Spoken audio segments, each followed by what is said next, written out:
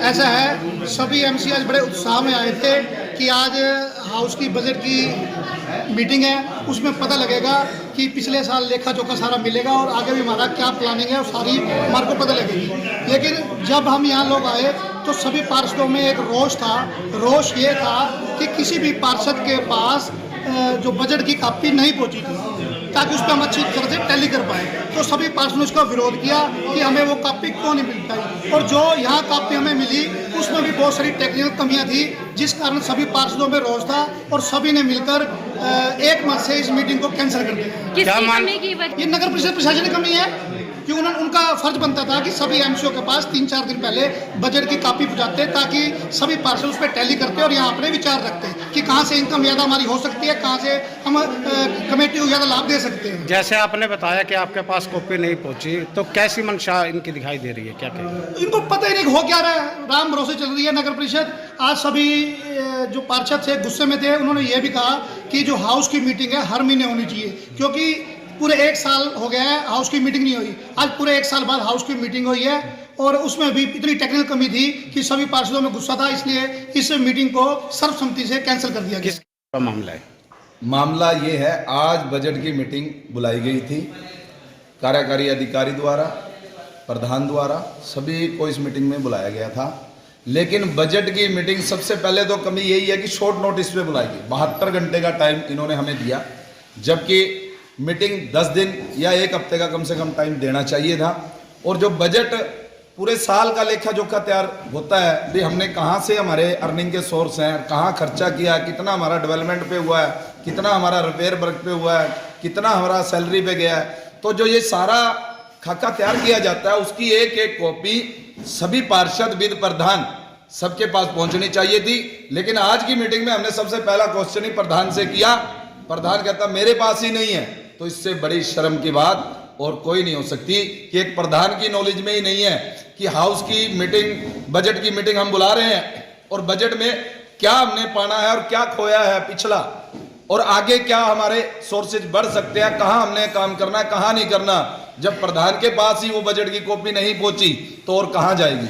दूसरा हमारा सबसे बड़ा विरोध इस चीज का था कि कोई भी नोटिस होता है या सरकार की तरफ से कोई नई स्कीम आती है या कोई कैंप वगैरह लगते हैं, पहले हर पार्षद के पास एक नोटिस जाता था, एम्प्लॉइज घर घर जाकर जो 23 पार्षद है उनको वो नोटिस देता था, ताकि वो कोई भी सरकार की स्कीम है वो नोटिस पढ़कर वो पार्षद अपने वार्ड के लोगों को जागरूक करे कि इस स्कीम का लाभ लो, इस स्कीम में ये है, कोई कैंप लगा इस कैंप में जाओ, ये आपको लाभ हो सकता है। लेकिन पिछले कुछ समय से इस नई टर्म में, पहले होता था नई टर्म में व्हाट्सएप ग्रुप बना दिया गया है, उसमें कोई भी नोटिस डाल दिया जाता है, पार्षद अपने आप पढ़ेंगे आएंगे।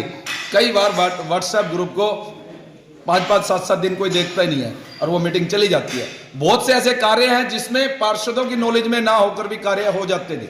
अब जिस वार्ड में कोई काम होना है उस वार्ड के पार्षद को ही नहीं पता भी कौन सा काम होना है। कई बार ऐसा हो जाता है जो मेन इमरजेंसी कार्य है, जो गली है बनानी चाहिए, वो तो रुक जाती है और उसकी नॉलेज के बगैर कोई नई गली पाड़ के बना दी जाती है। बजट की मीटिंग इतनी जल्दी करना क्या मानते हैं आप? ऐसा है जी, सारा सिस्टम टोहाना नगर परिषद का फेल हो चुका है।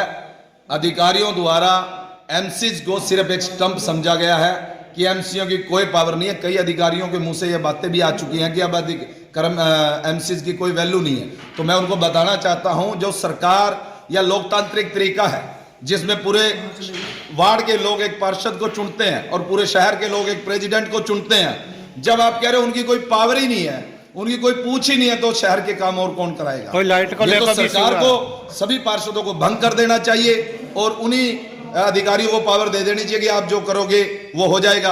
अब फाइनेंस कमेटी बनाई है या अप्रूवल कमेटी बनाई है, उसमें 2 पार्षद हैं, प्रधान, उप प्रधान और एक अधिकारी, 5 लोग हैं। अब 5 लोग कोई भी एजेंडा पास कर देते हैं, उसका टेंडर हो जाता है। अब वार्ड की कोई समस्या है, वार्ड की समस्या तो हाउस की मीटिंग में ही रखी जाएगी।